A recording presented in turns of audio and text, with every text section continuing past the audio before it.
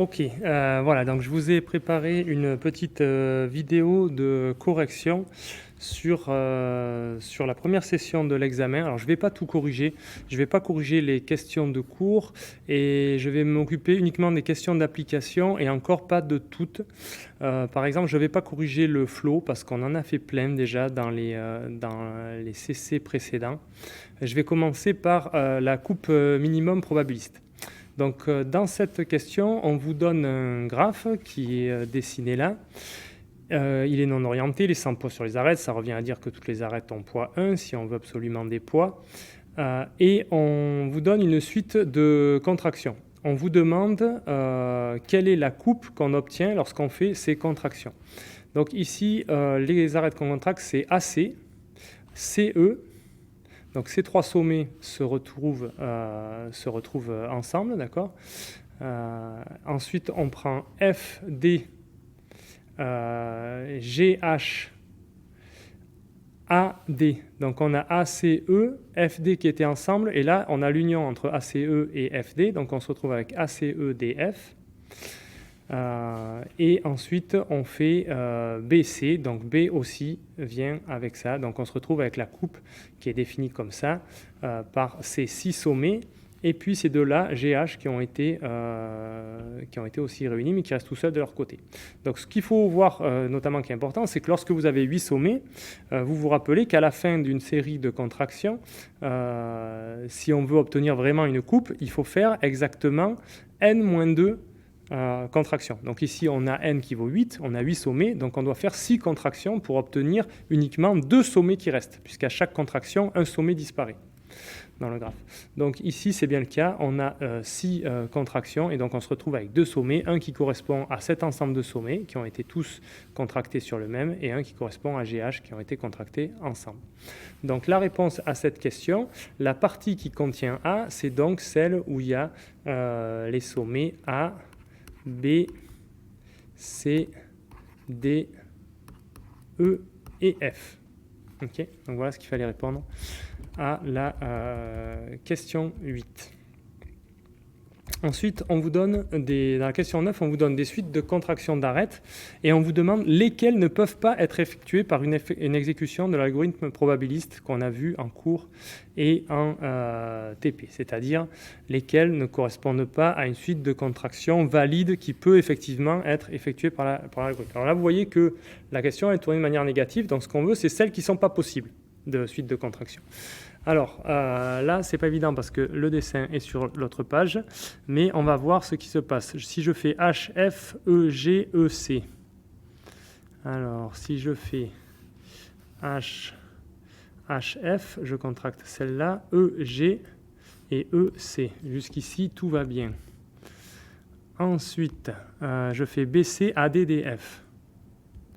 BC, AD et DF. Celle-là, elle est valide. Okay, celle-là, elle est valide parce que qu'est-ce qui peut la rendre pas valide? Ça serait qu'on contracte 2 sommets, une arête où les 2 sommets sont déjà ensemble dans la même partie. Or, ici, ça ne s'est pas produit lors de ce truc-là, si je dis pas de bêtises. Donc, ici, on a donc la coupe. Alors, quelle est la coupe qui correspond? Ça, on ne nous demande pas. Donc, on va laisser tomber. Je vais simplement effacer ça pour préparer l'autre. Et on va voir si dans l'autre, il y a des problèmes qui apparaissent. Alors, l'autre série, c'est EF, GH, AD. Donc, on y va. On fait EF, GH, AD. Celle-là. OK. EF, GH, AD. Ensuite, EG, BC, EH. EG. EG. BC. OK. BC. Et EH. Alors là, vous voyez, là ça ne va pas. Pourquoi? Parce que E et H, ils sont déjà ensemble, puisqu'on a contracté EG et GH c'est que tous ces trois sommets-là sont ensemble. Et en fait, on a même contracté EF, donc en fait, ces quatre sommets-là sont ensemble, déjà, dans la même partie. Donc je ne peux pas contracter l'arête EH, ce n'est pas quelque chose de valide pour l'algorithme, puisque lui ne contracte que des arêtes entre des sommets qui ne sont pas dans la même partie, encore. D'accord ? Donc ici, là, quand j'en suis là, j'obtiens trois parties, comme ça, une ici, et une grosse ici, et je ne peux pas contracter EH, ils sont déjà dans la même partie. Okay. Donc celle-là, elle n'est pas valide de contraction d'arête. Okay. Donc celle-là, je vais retenir que non, ça, c'est pas possible à faire. Ce qu'on me demande, c'est celles qui ne sont pas possibles à faire. Ok, je vais nettoyer le dessin. Est-ce que je peux faire ça facilement? Où est-ce qu'il faut que je gomme?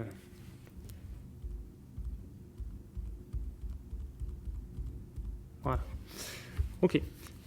Du coup, la troisième série de contractions, qu'est-ce qu'elle fait? Elle fait HE, EG, FD. HE, EG, FD. Jusqu'ici, tout va bien. HE, EG, FD. Ensuite, elle fait BC, AD, EF. BC, AD, EF. Alors là, personne n'est ensemble, ok? Donc ça c'est ok. Alors ça d'ailleurs, à la fin, vous pouvez le voir parce qu'il n'y a pas de cycle dans les ensembles d'arêtes qu'on a contractés. Okay, il y a ça, qui est un arbre, et puis il y a cette arête toute seule. Ok, donc celle-là, elle est valide. Celle-là, c'est ok, on peut la faire. Je ne la coche pas, du coup, dans les réponses. Vous vous rappelez que quand on fait l'examen, il ne faut pas cocher...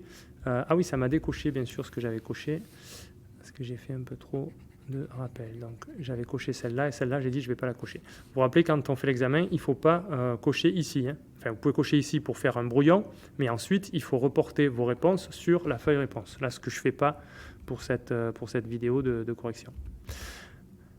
Donc, regardons la D. Est-ce que la D, elle est valide ou pas? Elle commence par AC, BD, DF. AC, BD et DF. Jusqu'ici, tout va bien. D'accord. Donc, à chaque fois, on vérifie que les arêtes qu'on contracte, déjà, sont bien des arêtes. Et puis, que les deux extrémités ne sont pas encore dans la même partie avant qu'on fasse la contraction. DF, BC, GH, AD. BC. Je contracte celle-là. Donc, BC, ils n'étaient pas encore ensemble. D'accord. A était avec C, B était avec D. BC, je peux faire. J'ai oublié du coup. Qu'est-ce que c'était l'autre? GH, c'est ça, GH, AD. BC, GH. GH, ils n'étaient pas encore ensemble. Et enfin, AD. Alors là, AD, vous voyez que ça, c'est pas possible. AD, ici, si je veux contracter AD, il y a un problème parce qu'AD, ils sont déjà ensemble à cause de cette contraction, plus cette contraction, plus cette contraction-là. Ces quatre sommets, ils sont déjà dans une même partie. Donc, je ne peux pas contracter AD. Ce n'est pas une contraction effective avec le vocabulaire qu'on a adopté dans les TP et qui est repris dans la question. Donc là, j'ai envie de cocher celle-là. Alors, ce que je vais faire, oui, je vais laisser le dessin comme ça. OK. Donc là, il y en avait deux à cocher. Deux qui n'étaient pas possibles de faire, c'était la B et la D.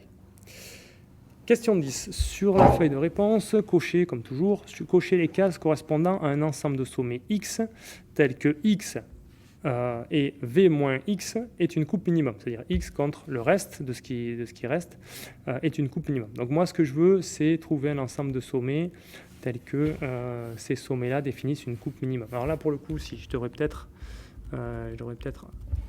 proprifier le dessin, venir recocher ma réponse que j'avais cochée. Voilà, et repartir sur ça. Donc sur ce dessin, je cherche une coupe minimum. Donc ce qu'il faut voir, c'est trouver le cardinal déjà de la coupe minimum, et puis ensuite en donner une qui réalise ce cardinal. Donc là, est-ce que j'ai une coupe minimum de 1 ? Ben non, manifestement, là, c'est pas possible d'avoir... Donc vous vous rappelez, la valeur de la coupe minimum, c'est le nombre d'arêtes qui traversent la coupe. Donc moi, je cherche une partie X, tel que X contre le reste, il va y avoir, je me demande combien il va y avoir au minimum d'arêtes qui traversent. Est-ce que c'est possible de le faire avec une seule arête qui traverse? Là, manifestement, c'est pas possible, ça se voit directement sur le graphe, parce que le graphe, c'est très particulier, d'accord? Quand il y a une seule arête il y a une coupe à une seule arête qui traverse, ça veut dire que le graphe, on peut le séparer en deux, là, de cette façon-là. Une boule avec cette partie du graphe, une avec cette partie du graphe, et puis une seule arête entre les deux. Là, on voit pas comment on pourrait faire ça. Est-ce qu'on peut le faire avec 2? Oui, on peut le faire avec 2. Et on peut le faire de plusieurs façons avec 2. Ça, c'est une coupe minimum. D'accord? Là, il y a 2 qui traversent. Donc, si on ne peut pas faire 1 et qu'on peut faire 2, c'est que 2, c'est bien une coupe minimum. Okay, donc, il y a cette façon de faire.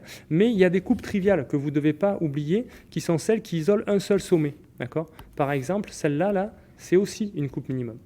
Donc là, il y a plein de réponses possibles pour x. Soit vous donnez cet ensemble de sommets, et v moins x, ce sera celui-là. Soit vous donnez x, c'est cet ensemble de sommets, et donc v moins x, ce sera celui-là. Soit vous donnez x, c'est juste g, et v moins x, ce sera le reste. Soit vous donnez x, c'est tout ça, et v moins x, ce sera juste g. Okay, donc là, vous pouvez choisir la coupe qui vous arrange. Je ne pense pas qu'il y ait d'autres sommets de degré 2. Donc un bon indicateur, déjà, c'est voir quel est le degré minimum d'un sommet pour chercher la coupe mini. Déjà, on peut au moins faire une coupe du degré minimum d'un sommet. Donc là, on peut faire une coupe de 2, clairement, puisqu'il y a un sommet de degré 2. Et en fait, il y a même une autre coupe qui réalise 2. OK. Donc là, il faut répondre n'importe laquelle qui vous plaît et qui réalise 2. Moi, par exemple, je vais prendre la très simple. Je vais prendre x égale g. OK. Donc ici, j'ai envie de répondre x égale g. Uniquement le sommet g tout seul. Et du coup, c'est sous-entendu que v moins x, c'est tout le reste. OK. Sur la feuille de réponse, du coup, donc là, par exemple, moi, sur ma feuille de réponse, j'aurais coché que g. C'est tout pour x. Sur la feuille de réponse, donnez une suite de contractions d'arêtes qui permet d'obtenir la coupe que vous avez donnée à la question précédente. OK. Alors moi, je veux obtenir une coupe qui sépare G de tout le reste. Donc il faut que je fasse une suite de contractions d'arêtes qui va me laisser à la fin la coupe bleue. D'accord? G tout seul d'un côté et tout le reste ensemble contracté sur un sommet. Bon, ben ça, c'est assez simple. Ce qu'il faut que je fasse, c'est que bon, G, je vais le contracter avec personne, il doit rester tout seul. Et tous les autres, il faut que je les contracte ensemble. Donc là, je peux prendre une suite d'arêtes. Par exemple, je vais faire quoi? Je vais contracter AC. D'accord? Donc je vais marquer sur ma réponse AC. Ensuite, je vais contracter AB. Comme ça, B viendra avec A et C. Ça fera AB. Ensuite, je vais contracter, par exemple, BD. BD. Comme ça, là, après ces 3 contractions, ces 4 sommets-là, ils sont ensemble. Et je vais encore leur ajouter ces 3-là. Donc, je vais contracter, par exemple, CE. D'accord? CE. Pour faire que E soit avec E. Ensuite, je peux faire quoi? Je peux contracter EF ou je peux contracter DF, c'est comme vous voulez. D et F, ils ne sont pas encore ensemble. Hein. Là, F, H et G sont tout seuls.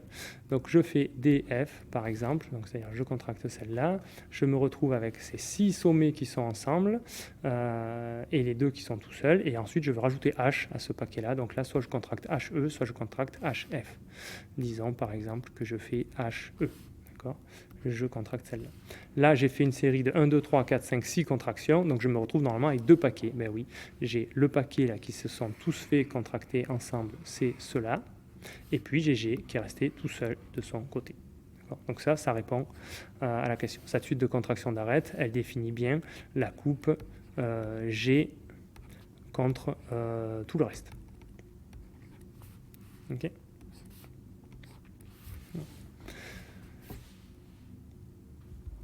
OK, ça marche.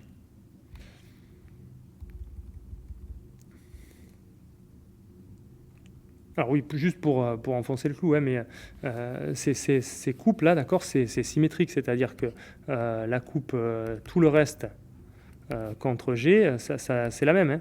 Les deux coupes, là, elles sont égales. Hein. Okay, c'est la même coupe, ça. Ce qui compte, c'est la bipartition. D'accord, c'est pas l'ordre dans lequel je l'écris. Je peux écrire d'abord une partie et puis l'autre, ou d'abord l'autre et puis une, mais au final, c'est la même bipartition. C'est le même ensemble de 2 parties. D'accord, donc c'est ça qui compte dans les coupes. Parfois, quand je ne veux pas qu'il y ait cette ambiguïté, vous avez vu, je vous précise, donner la demi-coupe, la partie qui contient tel sommet. Là, il n'y en a qu'une. Par exemple, là, la partie qui contient A, ben, il n'y a pas d'ambiguïté. C'est A, B, C, D, E, F, H. Mais c'est pas là, je vous avais demandé n'importe laquelle. Donc j'ai tout compté juste, évidemment. Ok, donc voilà une suite de contractions d'arêtes qui construit la coupe qu'on a donnée. Au passage, d'ailleurs, j'ai compté juste, même si celle-là n'était pas une coupe minimum. Si vous avez donné une suite de contractions d'arêtes qui reproduisait bien la coupe que vous aviez donnée à la question précédente, même si elle n'était pas minimum, j'ai compté juste.